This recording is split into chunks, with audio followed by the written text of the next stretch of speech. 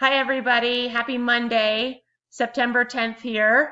Hope you've had a great day and had a good weekend just behind us as well. I can't believe it's mid-September about already, September 10th. Listen, I wanted to get together with you in this little video to share with you the student learning outcome piece of Senate Bill 10191. Next week's staff meeting, I can't be there. I'll be in Knoxville at a K-12 summit. I will be there on the 24th at the staff meeting, but I wanted to get this out to you to have a chance to look at it and think about it, to come with any questions or feedback. So I'll start by saying, as we all know, we don't have any new teachers or counselors. As we all know, all teachers, counselors, principal, myself, we're all evaluated by Colorado law through Senate Bill 10191. Half of our evaluation, of course, comes from our professional practice, from our rubrics, and half from the student learning outcomes. And that's for all of us. We all fall under these ratings. And I just want to review with you the proposal for the 1819 student learning outcomes. And there's one kind of change. We've broken up a category in a different way. And that's why I wanted to take a minute to review it with you, and then I can gather feedback on the 24th. So let's look at that. The first piece, and again, remember the student learning outcomes are worth half of our rating. So now let's kind of shift our mind and think about the student learning outcomes as just one whole piece here. So no change from the past. The first one is measuring student growth on STAR from beginning of year to end of year. And this is 30% of our rating. It's a collective data point, meaning everybody achieves the same rating, no matter what our position in the school may be. Half of that goes to ELA, half of that to math growth. And we haven't changed the metrics here at all from our 17-18 SLOs. We felt like they were still fair and appropriate based on historical data. I'm going to skip this next collective piece to go down to another one that's the same.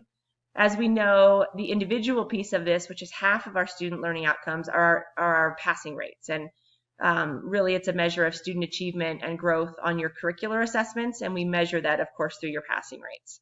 And it's an average, of course, of both first semester and second semester. So that hasn't changed either, that piece of the student learning outcomes. Here's what's a little bit different. So 20% of our rating, the last 20% comes, it's also collective, and it's from our state data. And in past, we've just used the school performance framework, or the SPF rating. So we've really kind of taken all the data that's on the SPF and knocked it all together into one rating to evaluate ourselves. And that's fine, but the problem with that is it's just not very tangible, it's not very specific, and it's just all wrapped up into this one rating. So we talked to Amy and we talked to Rusty, and I wanted to get your feedback, and hence the video here so you can think about it. And everyone thought that it would be better to actually break it up into different categories and make it a little more tangible, a little more doable in some cases as well, and you'll see what I mean, and just a little bit more aligned to our school goals, more relative, so to speak. So let's just look at this. So the first part, of course, on the SPF, are PSAT 9 and 10 achievement scores. And of course, they average those, and they will again this year, they're saying.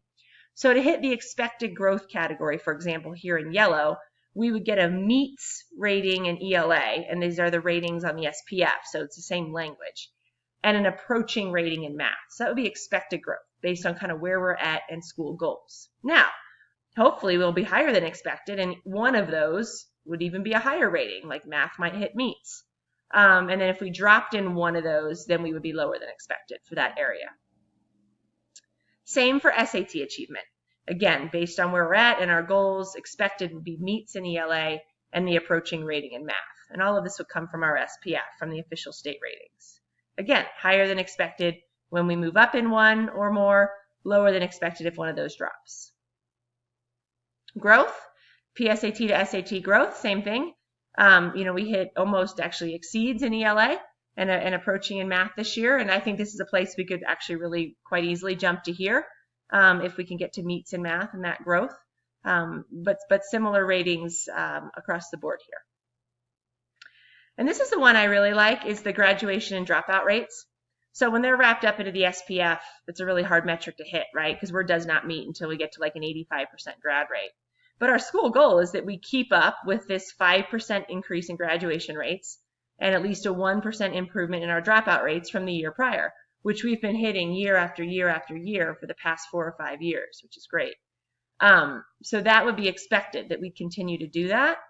And then, if we're even higher than a 5% or more than a 1%, in our dropout rate, then we would be higher than expected. So I think that just makes it more tangible and aligned to our school goals.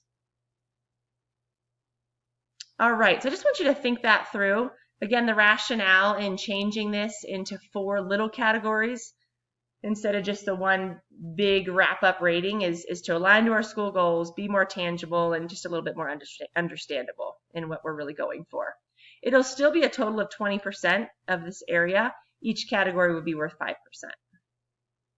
All right, thanks you all. I appreciate you watching and thinking. Again, we'll have it on the agenda for the 24th. If you have questions or feedback, I would love that.